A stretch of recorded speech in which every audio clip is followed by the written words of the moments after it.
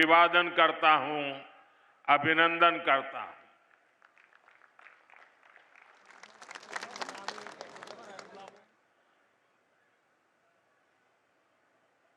बड़ी बड़ी आम सभाएं करने का तो बहुत अवसर मिलता है। जनता जनार्दन को उनके दर्शन करना, उनसे संबोधन करना, ये लगातार चलता रहता है। लेकिन असम के बूथ लेवल के कार्यकर्ताओं के दर्शन करना, ये मेरे लिए बहुत बड़ा सौभाग्य है।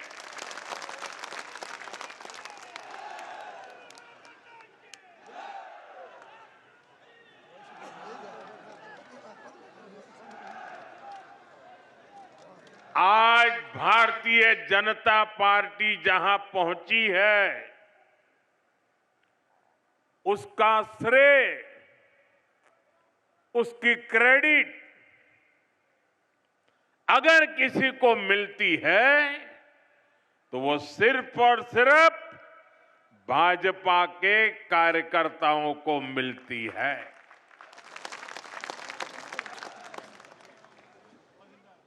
हमारा विश्वास संगठन में है।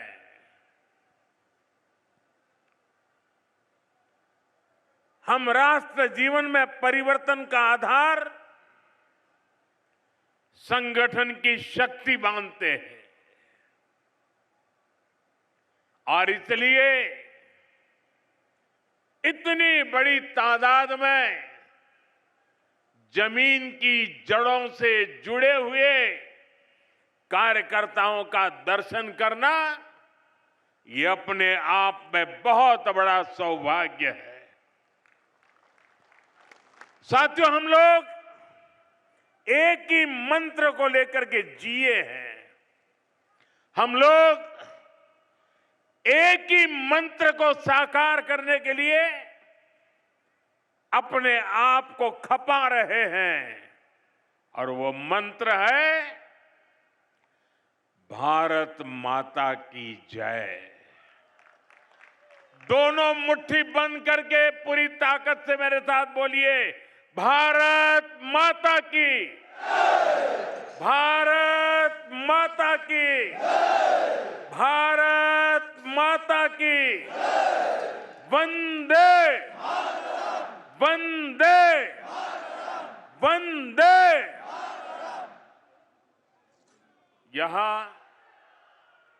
इस विशाल कार्यकर्ता सम्मेलन में आए हुए भाजपा के हर एक कार्यकर्ता का मैं हृदय से स्वागत करता हूं, अभिनंदन करता हूं। भाजपा में रहते हुए आपने मां भारती की सेवा को, जनता की सेवा को अपना धर्म बनाया है। आप सभी भाजपा कार्यकर्ता ही भाजपा की प्राणवायु है, ऑक्सीजन है।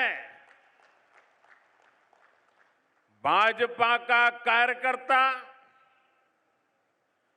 परिश्रम की पराकाष्ठा करता है और उसके कारण भारतीय जनता पार्टी आगे बढ़ती है। साथियों, मैं गर्व से कहता हूं, अगर मेरा सबसे बड़ा कोई क्वालिफिकेशन है,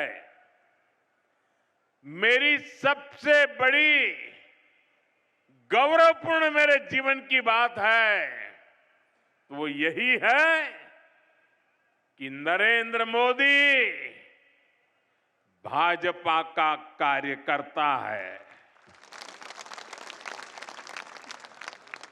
और एक भाजपा कार्यकर्ता के तौर पर मैं असम के अपने सभी कार्यकर्ता और भाई बहनों को, संगठन की शक्ति को सर झुका करके नमन करता हूं। साथियों, मैं मां आदि शक्ति मां कामाख्या को भी कोटि कोटि प्रणाम करता हूं। मां कामाख्या की असम पर, असम वासियों पर, देश पर, देशवासियों पर बहुत कृपा रही है। उनके आशीर्वाद से असम ने राष्ट्र रक्षा और देश की स्वतंत्रता, देश की संस्कृति को आगे बढ़ाने वाली अनेक संतानें दी हैं। ऐसी ही एक महान संतान कविंद्र पुरकायस्थ जी को मैं आज प्रणाम करता हूं। उन्होंने अपना पूरा जीवन असम और समाज की सेवा के लिए समर्पित किया। इसी योगदान को नमन करते हुए बीजेपी एनडीए सरकार को उन्हें पद्म पुरस्कार से सम्मानित करने का सौभाग्य मिला है। वर्ष 2014 के बाद नॉर्थ ईस्ट के 125 से अधिक महान व्यक्तित्वों को पद्म पुरस्कार मिले हैं। 125 से अधिक। ये दिखाता है कि असम की धरती का, नॉर्थ ईस्ट की धरती का सामर्थ्य कितना बड़ा है। नॉर्थ ईस्ट का यही सामर्थ्य अब विकसित भारत का बहुत बड़ा आधार है। साथियों, कुछ दिन पहले ही देश का बजट आया है। बजट के बाद असम का, नॉर्थ ईस्ट का मेरा ये पहला दौरा है। जिस नॉर्थ ईस्ट को कांग्रेस ने हमेशा नजरअंदाज किया, हम उस नॉर्थ ईस्ट की भक्ति भाव से सेवा कर रहे हैं। नॉर्थ ईस्ट हमारे लिए अष्टलक्ष्मी है। इस वर्ष का बजट अष्टलक्ष्मी के लिए बीजेपी एनडीए के विजन को और मजबूती देने वाला है। बजट में बहुत अधिक फोकस नॉर्थ ईस्ट को आर्थिक रूप से आत्मनिर्भर बनाने पर है। इस साल असम को टैक्स की हिस्सेदारी के रूप में लगभग 50,000 करोड़ रुपए मिलने वाले हैं। साथियों, कांग्रेस सरकार के समय असम को कैसे पाई पाई के लिए तरस कर रखा जाता था, और वो आपको तो भली भांति याद होगा। कांग्रेस के समय असम को टैक्स के हिस्से के रूप में सिर्फ 10,000 करोड़ रुपया मिलते थे। अब भाजपा सरकार में असम को कांग्रेस सरकार के मुकाबले 5 गुना ज्यादा रुपये मिल रहे हैं।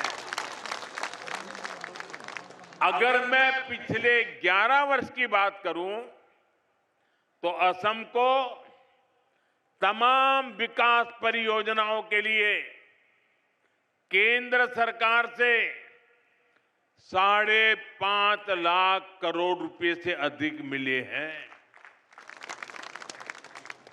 ये आंकड़ा आपको याद रहेगा? मैं जो आंकड़ा बोल रहा हूं याद रहेगा आपको? फिर से एक बार बोलता हूं, केंद्र सरकार से 5.5 लाख करोड़ रुपए से अधिक मिले हैं। कितने? कितने? पीछे से आवाज आनी चाहिए। कितने?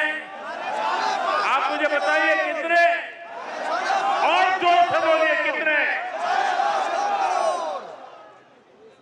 साथियों, आप मुझे बताइए, जो कांग्रेस असम के विकास के लिए पैसे देने से भी बचती हो, वो कांग्रेस क्या असम का विकास कर सकती है? असम का विकास कर सकती है? कभी भी कर सकती है? आपका भला कर सकती है? यहां के युवाओं का भला कर सकती है? यहां के किसानों का भला कर सकती है? यहां के गांव का भला कर सकती है?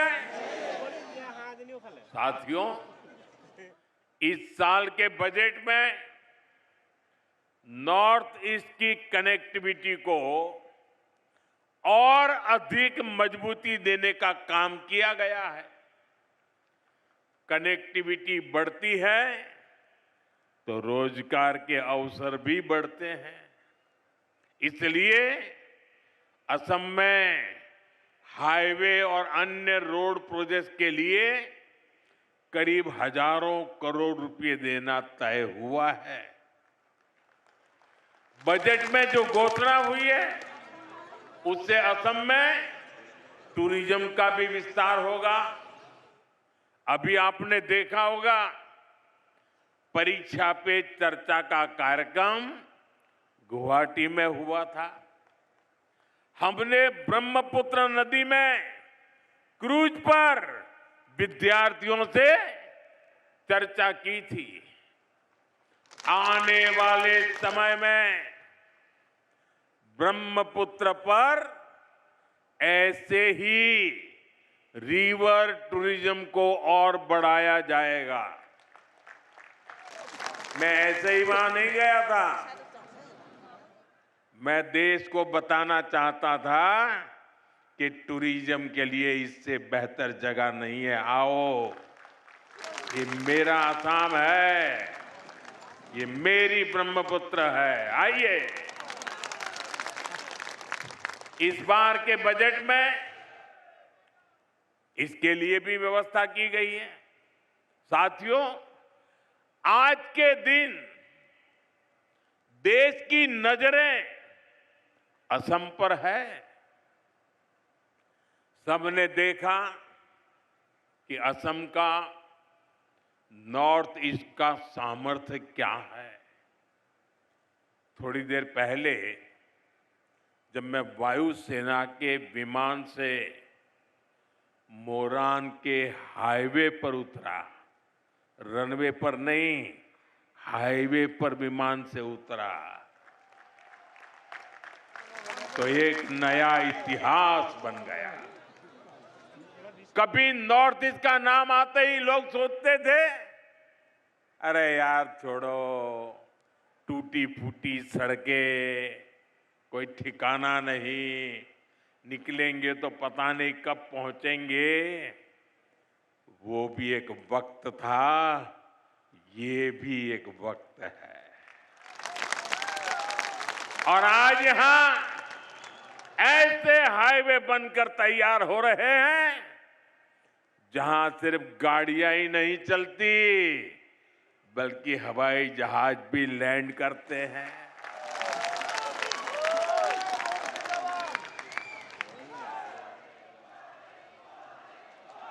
साथियों, आप मुझे बता दीजिए, आपके हाईवे पर विमान लैंड हो, ये आपको गर्व हुआ कि नहीं हुआ? गर्व हुआ कि नहीं हुआ? तो जरा अपना मोबाइल निकालिए और फ्लैश लाइट कीजिए। आपको गर्व हुआ है ना? मोबाइल फोन निकालिए और फ्लैशलाइट कीजिए सबके साथ, दूर दूर तक। ये गर्व की पल है। ये असम का बदलता हुआ मिजाज है। हाथ बराबर ऊपर करके दिखाइए।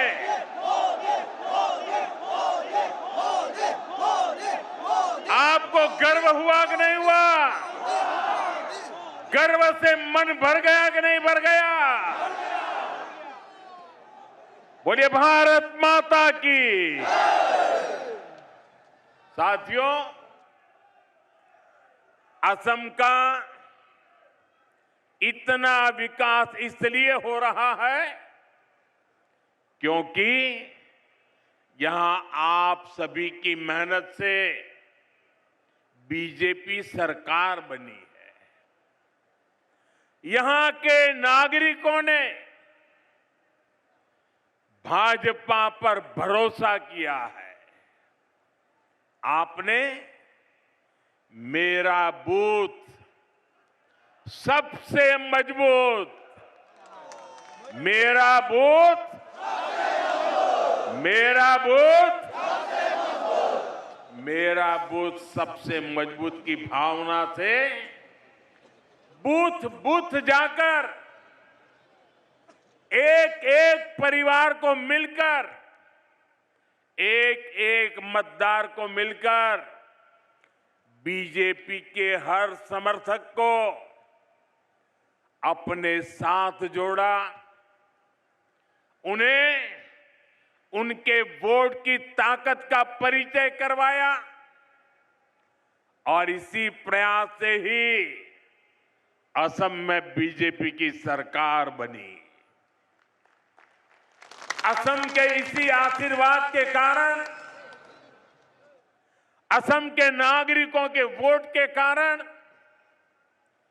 यहां लाखों गरीबों के घर बने, लाखों परिवारों में शौचालय की व्यवस्था हुई, पीने का साफ पानी उनके घर तक पहुंचा।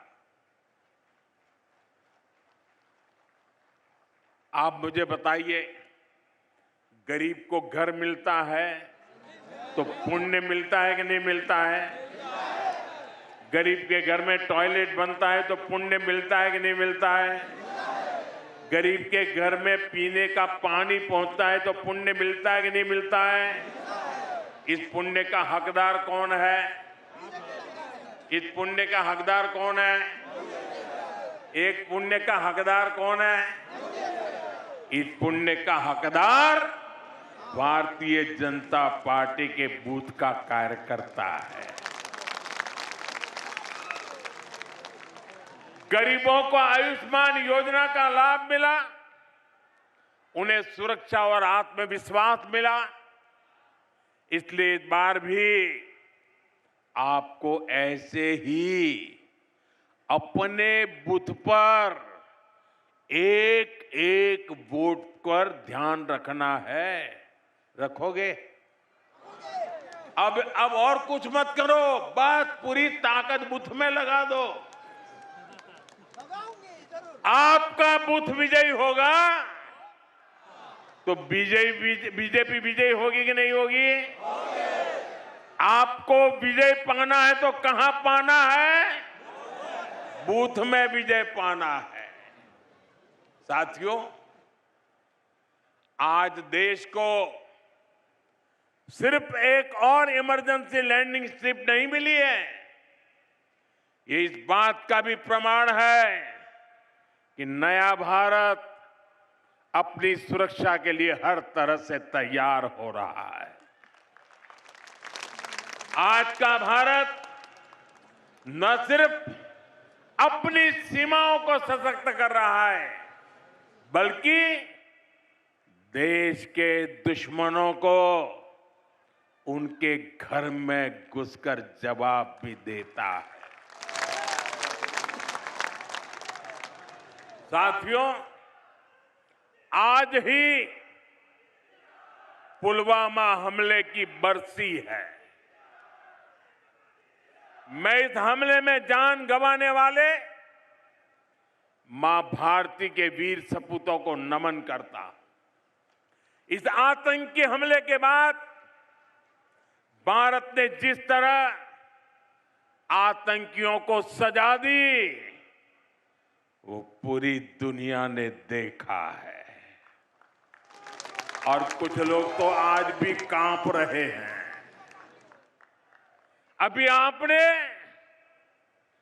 भारत की ये शक्ति ऑपरेशन सिंदूर में भी देखी है।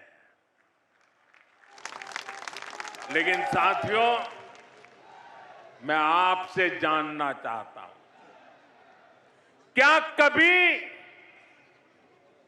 कांग्रेस से हम देश हित के लिए इतनी हिम्मत के साथ फैसले करने की ताकत थी क्या? वो कर सकते थे क्या? वो ज्यादा से ज्यादा बयान दे सकते हैं, वो कुछ नहीं कर सकते। जो कांग्रेस भारत को राष्ट्र मानने से भी इनकार करती हो, जो सवाल करते हैं कि मां भारती क्या होती है, जो मां भारती के नाम तक से परहेज करती हो, जो मां भारती के प्रति जरा सा सम्मान तक नहीं दिखाते, वो कांग्रेस कभी भारत का भला नहीं कर सकती। इसलिए कांग्रेस ने कभी देश की सुरक्षा को प्राथमिकता नहीं दी। कांग्रेस की सरकारों के इसी नकारेपन से पूरा नॉर्थ ईस्ट डर और असुरक्षा में जीता था। कांग्रेस ने हमेशा देश को खतरे में डाल के रखा। कांग्रेस के समय में जब भी सेना के लिए हथियार खरीदे गए, उसका मतलब होता था हजारों करोड़ का घोटाला। साथियों, आज देश अपनी सेनाओं को मजबूत कर रहा है। भारत अपनी सीमाओं पर शानदार हाईवे, शानदार टनल्स, ऊंचे ऊंचे ब्रिज, आधुनिक एयरफील्ड, ये सब बना रहा है, देश की सुरक्षा बढ़ा रहा है। और इसलिए कांग्रेस बौखलाई हुई है। उनको यही हो रहा है कि मोदी सब कैसे कर लेता है।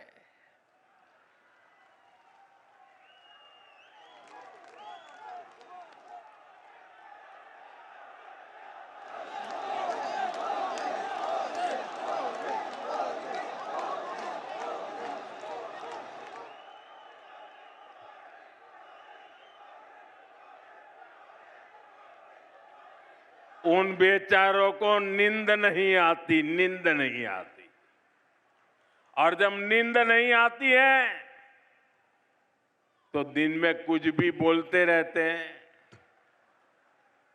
साथियों, आज की कांग्रेस हर उस विचार, हर उस आतंकी को कंधे पर बिठाती है जो देश का बुरा सोचता है, जो लोग देश के टुकड़े टुकड़े करने का सपना देखते हैं, जो लोग नॉर्थ ईस्ट को भारत से अलग करने के नारे लगाते हैं, वो कांग्रेस के लिए पूजनीय बन चुके हैं।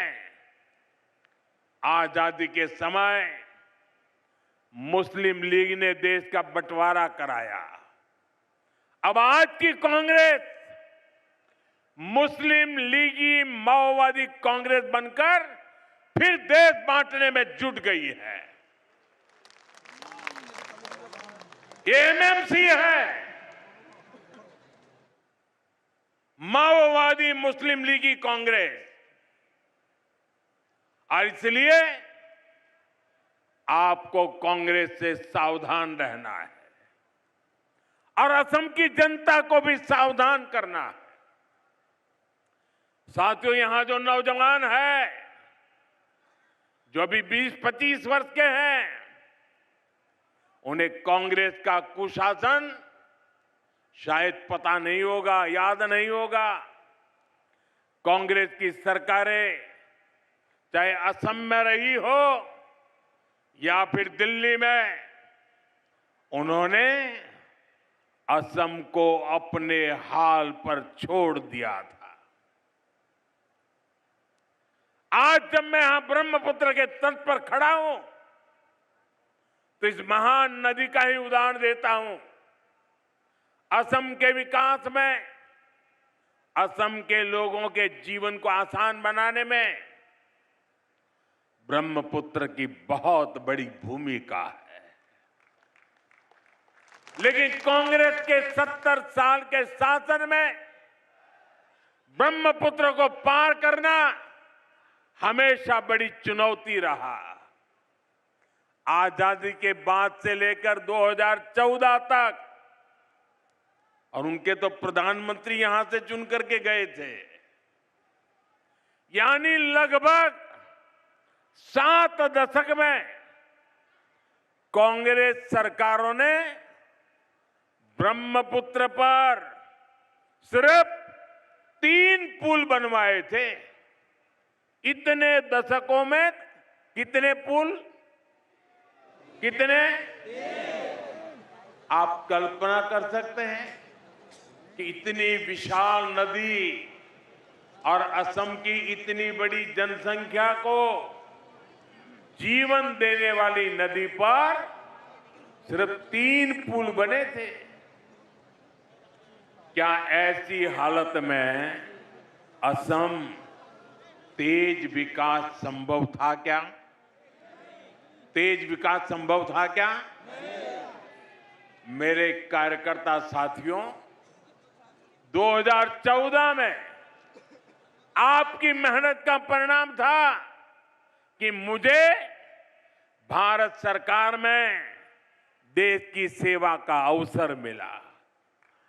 और उसके बाद 2-3 साल बाद आप सभी भाजपा कार्यकर्ताओं ने यहां डबल इंजन सरकार बनाई। और इसका नतीजा क्या हुआ? बीते 10-11 वर्षों में बीजेपी एनडीए सरकार ने ब्रह्मपुत्र नदी पर 5 बड़े पुल पूरे किए हैं। ये आंकड़े याद रहेंगे ना?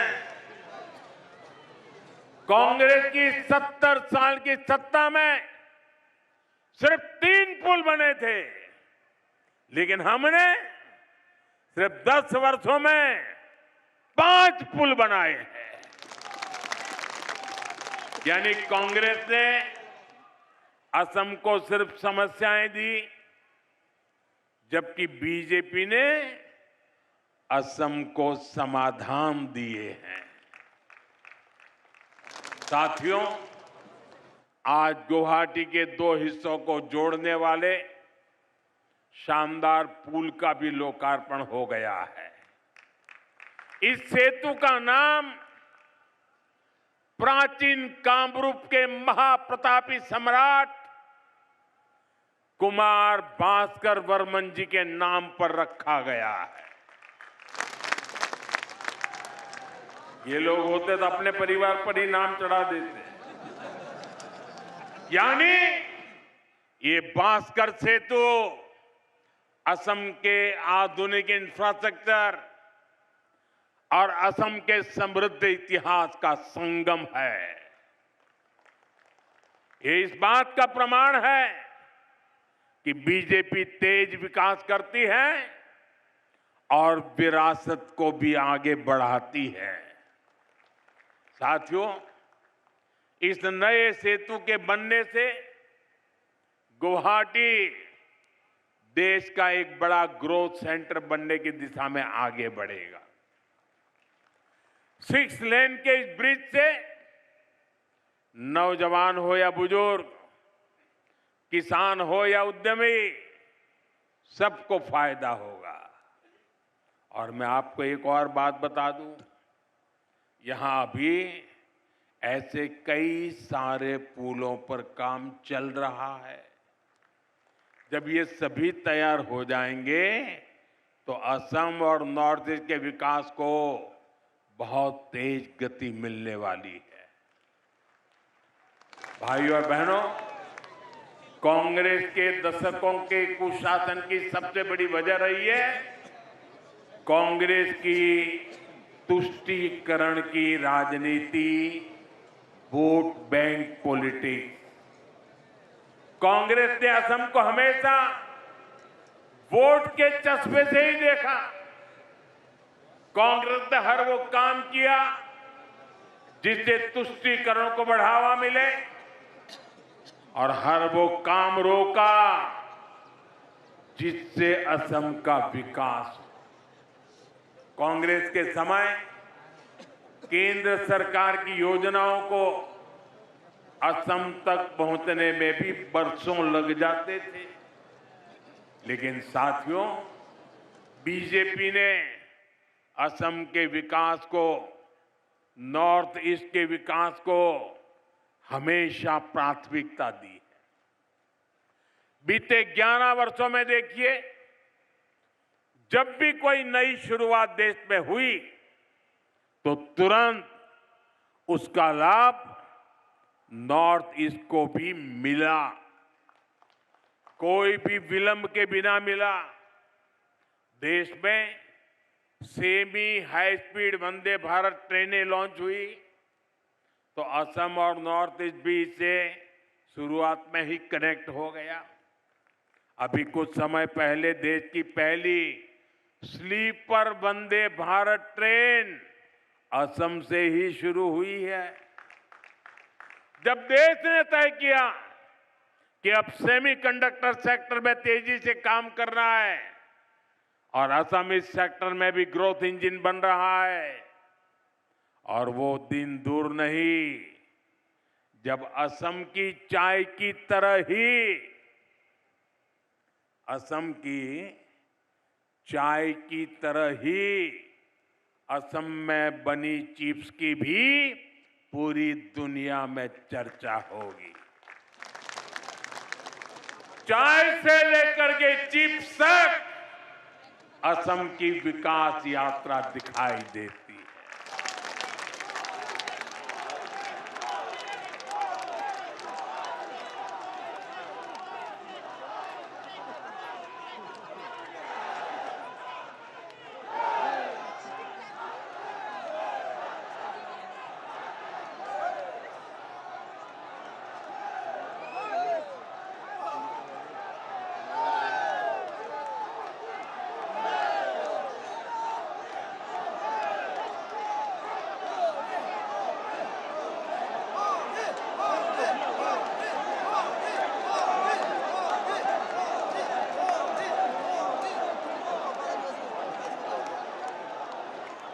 साथियों, असम का ये प्यार मैं कैसे भूल सकता हूं।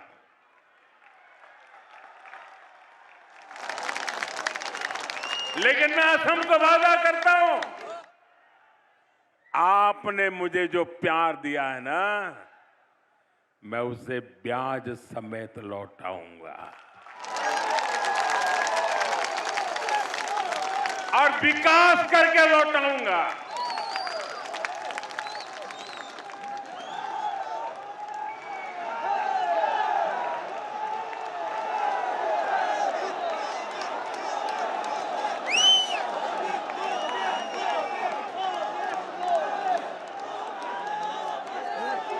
साथियों, मैं आपको डिजिटल कनेक्टिविटी का भी उदाहरण दूंगा। आप देखिए, कांग्रेस के समय में 3G और 4G टेक्नोलॉजी आई, ये 2G के घोटाले भी आए, लेकिन नॉर्थ ईस्ट तक, असम तक उसे तेजी से पहुंचाने के लिए कांग्रेस ने मेहनत ही नहीं की। और जब भाजपा सरकार में 5G टेक्नोलॉजी आई तो हमने क्या किया?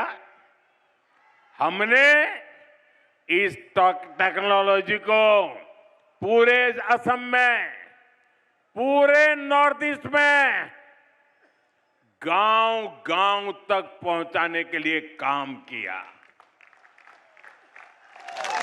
इस सैचुरेशन अप्रोच के कारण आज गुवाहाटी के युवाओं को हाई स्पीड इंटरनेट का लाभ मिल रहा है। और जब असम में NIC डेटा सेंटर की भी शुरुआत हुई है, ये डेटा सेंटर यहां के नौजवानों को बहुत बड़ा लाभ देने वाला है। साथियों, एक और उदाहरण स्वास्थ्य सेवाओं का भी है। कांग्रेस ने दशकों तक एम्स के विस्तार पर ध्यान नहीं दिया। जब अटल जी की सरकार बनी तो एम्स की संख्या बढ़ाई गई। इसके बावजूद हालत ये थी कि 2014 में देश में सिर्फ 6 एम्स थी। आपने 2014 में मोदी को देश की सेवा का अवसर दिया और आज देश में एम्स की संख्या बढ़कर 20 से ज्यादा हो चुकी है। बीजेपी सरकार ने एम्स गुवाहाटी का भी निर्माण किया है। इसके अलावा असम में कई मेडिकल कॉलेज और कैंसर हॉस्पिटल भी खोले गए हैं। और कल ही हमने PM राहत स्कीम को भी मंजूरी दी है। देश के किसी भी हिस्से में अगर कोई भी व्यक्ति किसी दुर्घटना में घायल होता है तो केंद्र की सरकार की ओर से उसका 1.5 लाख रुपए तक का इलाज मुफ्त में कराया जाएगा। एक्सीडेंट के बाद तुरंत मदद मिलने से जान बच जाती है। साथियों, यहां आए भाजपा कार्यकर्ताओं में बड़ी संख्या में मेरे युवा बेटे बेटियां की है। आप याद रखिए, देश में जब मैनेजमेंट और उच्च शिक्षा की बात होती थी तो असम और नॉर्थ ईस्ट के युवाओं के पास सिर्फ पलायन का ही विकल्प होता था। लेकिन आज देखिए, IIM पालसबारी का नया कैंपस शुरू हो चुका है। IIT गुवाहाटी का भी आधुनिकीकरण हो रहा है। इसके अलावा असम में IRI इसकी भी स्थापना की गई है। ये संस्थान असम में नई टेक्नोलॉजी लीडर्स को तैयार करेंगे। साथियों, आज केंद्र की बीजेपी NDA सरकार देश के छोटे छोटे शहरों में इलेक्ट्रिक बसों का जाल बिछा रही है। आज ही मुझे गुवाहाटी में 100 इलेक्ट्रिक बसों को हरी झंडी दिखाने का अवसर मिला। इस वर्ष के बजट में भी पूर्वोदय स्कीम के तहत 4000 इलेक्ट्रिक बसों की घोषणा की गई है। इससे आने वाले समय में बहुत बड़ी संख्या में असम को भी इलेक्ट्रिक बसें मिलने वाली है। साथियों, कांग्रेस ने असम के साथ एक और बहुत बड़ा अन्याय किया है। कांग्रेस ने असम को अशांत रखा, हिंसा और अलगाव में रखा। आजादी के बाद से ही असम बम बंदूक, बंद ब्लॉकेड और कर्फ्यू की चपेट में रहा। और इसकी गुनहगार कांग्रेस ही थी। मुझे याद है, मैं जब यहां संगठन का काम करता था तो मैं वापस जाने का भी कार्यक्रम बना के आता था, लेकिन यहां मैं कार्यक्रम नहीं कर पाता था। क्यों? कहीं ब्लॉकेड है, कहीं जा नहीं सकते, रास्ते बंद है। तो मुझे कभी कभी तो 3 दिन के लिए आया था, 7 दिन तक वापस नहीं जा पाता था, काम ही नहीं कर पाता था। ये हालत करके रखी थी। लेकिन साथियों, भाजपा एनडीए सरकार असम में शांति, बहाली और तेज विकास का संकल्प लेकर चल रही है। इसलिए जो असम कभी बम धमाकों से गूंजता था, उसी असम में अब शांति की स्थापना हो रही है। जिस असम में हर साल औसतन 1000 से ज्यादा लोग हिंसा में मारे जाते थे, आज वहां हिंसा की घटनाएं बंद हो रही है।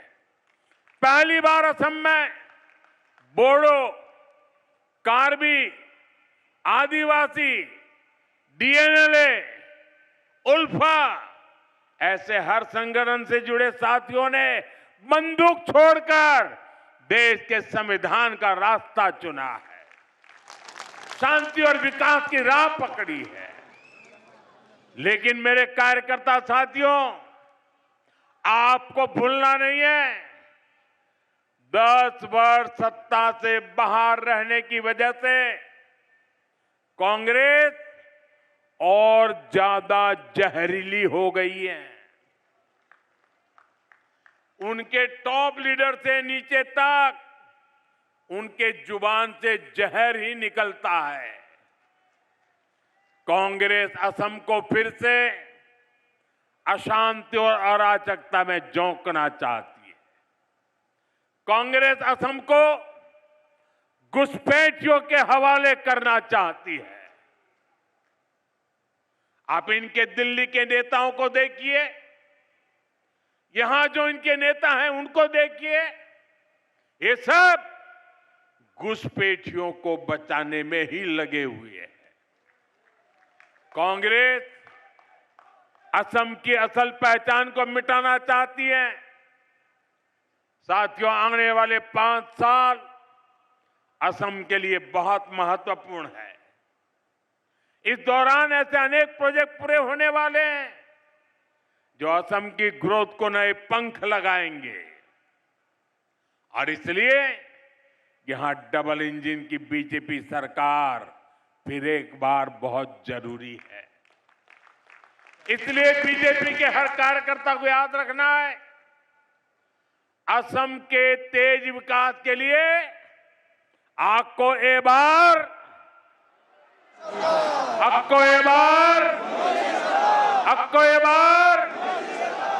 असम के युवाओं को रोजगार के लिए आपको एक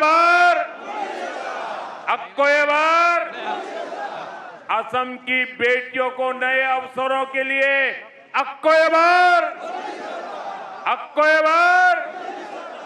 असम की पहचान बचाने के लिए आपको एक बार।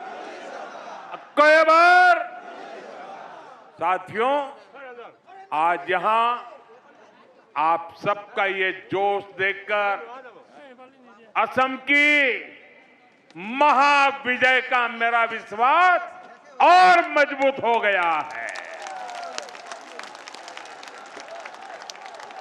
मुझे पूरा भरोसा है, इस बार और बड़े बहुमत से असम में हमारी सरकार की वापसी होने वाली है। लेकिन साथियों, याद रखिएगा, हमें सिर्फ चुनाव ही नहीं जीतना है, हमें निरंतर असम के लोगों का मन भी जीतना है, उनका दिल भी जीतना है। और इसके लिए असम के एक एक भाजपा कार्यकर्ता को, एक एक पदाधिकारी को, सभी पदाधिकारी को पूरे परिश्रम से काम करना है। जब तक असम में वोटिंग का काम पूरा नहीं होता है, जब तक काउंटिंग नहीं होता है, जब तक नई सरकार के भाजपा की सरकार के शपथ नहीं होते हैं, तब तक हमें हर दिन अपने क्षेत्र के हर घर में जाना है, हर घर में लोगों को मिलकर उनकी आकांक्षा अपेक्षा सुननी है, लोगों को अपने काम बताने हैं, उनके काम आना है।